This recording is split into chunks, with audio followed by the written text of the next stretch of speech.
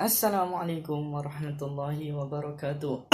Minta maaf Ustaz, tak berapa nak sihat. Okey, jadi hari ini kita akan belajar berkaitan dengan sifat ataupun ciri-ciri sifat sabar. Ciri-ciri sifat sabar. Okey, sebelum ni kita dah belajar pengertian sabar. Pengertian sabar. Sabar apa maksud dia? Sabar bermaksud tabah, cekal dalam menghadapi ujian dan juga cabaran. Okey, kita tengok dekat situ muka surat 32. Setiap orang perlu bersabar apabila diberi ujian atau semasa menghadapi bencana atau ditimpa sesuatu masalah. Itulah orang yang bersabar. Okey, yang kedua, poin yang kedua, orang yang bersabar telah dijanjikan oleh Allah Subhanahu Wa Taala dengan ganjaran pahala yang sangat besar, Okay, kamu boleh tengok dekat situ orang-orang yang sabar adalah orang-orang yang mempunyai ciri-ciri yang berikut. Bagaimana Ustaz teringat satu kisah bagaimana baginda Nabi Muhammad sallallahu alaihi wasallam bersabar sewaktu baginda Nabi Muhammad sallallahu alaihi wasallam berdakwah ke Taif. Baginda dicaci, dibaling najis, dibaling batu sehingga berdarah, baginda tetap bersabar. Malaikat offer baginda bagi nak tolong baginda Nabi Muhammad sallallahu alaihi wasallam, nak hempapkan gunung bukit, hempak ke kampung Taif bagi hancur musnah, tapi baginda tetap bersabar. Banyak lagi ujian-ujian, ada yang sanggup nak bunuh baginda Nabi Muhammad, baginda tetap sabar. Okey, yang pertama, orang-orang yang sabar adalah orang yang mempunyai ciri-ciri yang berikut. Yang pertama, tenang menghadapi cekal dan tabah menempuh dugaan. Cekal dan tabah menempuh dugaan. Yang kedua, tenang menghadapi masalah. Tenang menghadapi masalah. Semua orang ada masalah. Tak ada siapa pun yang tak ada masalah. Mesti ada masalah. Tapi bagaimana kita nak selesaikan masalah? Jangan kita fokus kepada masalah tersebut. Kita fokus kepada cara penyelesaian masalah. Contohnya, kamu bangun lewat. Jadi, macam mana nak selesaikan masalah tu? Tidur awal.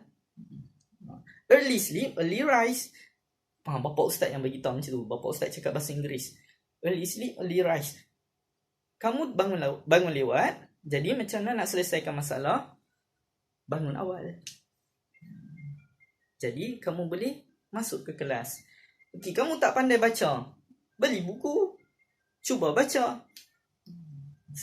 Cari fokus kepada cara penyelesaian, bukan fokus kepada masalah. Tak boleh baca, nak buat macam mana tak boleh baca. Sampai bila orang tak boleh baca? Okey. Okey, seterusnya. Yang ketiga, tidak mudah putus asa. Tidak mudah putus asa. Ustaz teringat satu kata-kata Imam Syafi'i rahmatullah alaih. Imam Syafi'i kata apa? Jika kamu tidak tahan lelahnya belajar, maka kamu akan tanggung periknya kebodohan. Tidak mudah putus asa. Belajar jangan putus asa. Jangan, alah, malaslah, alah, letihlah belajar, lah, tak boleh tidur lah, kena stay up sampai pukul 2 lah, kena hafal lah. Ustaz ni asyik duk bagi hafal je. Malaslah. Okay.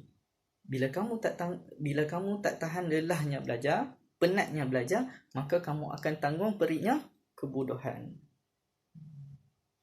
Boleh setakat tu? Okey, yang seterusnya, yang kelima, tekun dan tidak cepat bosan. Tadilah sama juga. Tekun, fokus dan tidak cepat bosan. Okey, yang keenam, redha dengan ketentuan dan kehendak Allah.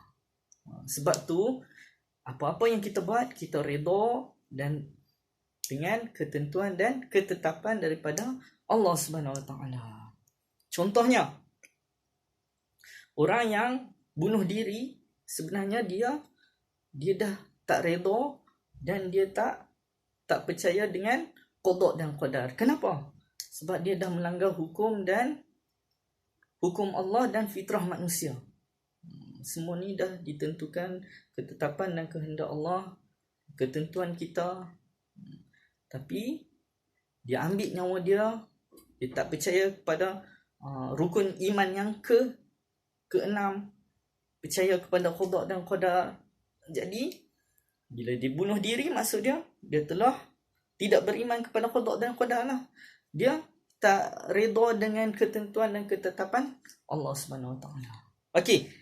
Jadi dia pun bukannya daripada golongan ciri-ciri orang yang bersabar. Okey, yang ketujuh, bertawakal kepada Allah Subhanahu Wa Taala setelah berusaha. Okey ni, doa, usaha, tawakal. Bila kita dah doa, lepas tu kita dah usaha, last sekali kita tawakal kepada Allah. Kita tawakal kepada Allah. Doa semoga COVID ni dapat pulih dan kita dapat belajar PDPC di sekolah, bukan PDPR, di rumah. Doa. Lepas tu usaha macam nak pergilah suntik vaksin, insya-Allah. Usahakan, kita usaha, kita ikhtiar. Dan yang terakhir, tawakal. Kita serahkan kepada Allah sepenuhnya. Semoga pandemik COVID ni beransur pulih dan hilang sepenuhnya, insya-Allah. Dan yang terakhir, kuat semangat. Orang yang sabar adalah orang yang ciri-ciri orang yang kuat semangat. Bukannya lemah. Orang yang lemah bukannya orang mukmin. Orang mukmin adalah qawi, kuat. Okey, kamu boleh tengok dekat sini. Okey, as-sabru minal iman. As-sabru minal iman. Sabar itu sebahagian daripada iman. Cabang-cabang iman banyak. Okey, ada lagi. An-nazafatu minal iman. Kebersihan itu sebahagian daripada iman. Al-haya minal iman. Malu itu pun sebahagian daripada iman. Jadi, sabar merupakan sebahagian daripada cabang-cabang iman. InsyaAllah. Kita jumpa lagi pada minggu akan datang. Itu kita akan bincang berkaitan kebaikan sabar. Assalamualaikum warahmatullahi wabarakatuh. Kita jumpa lagi. Assalamualaikum.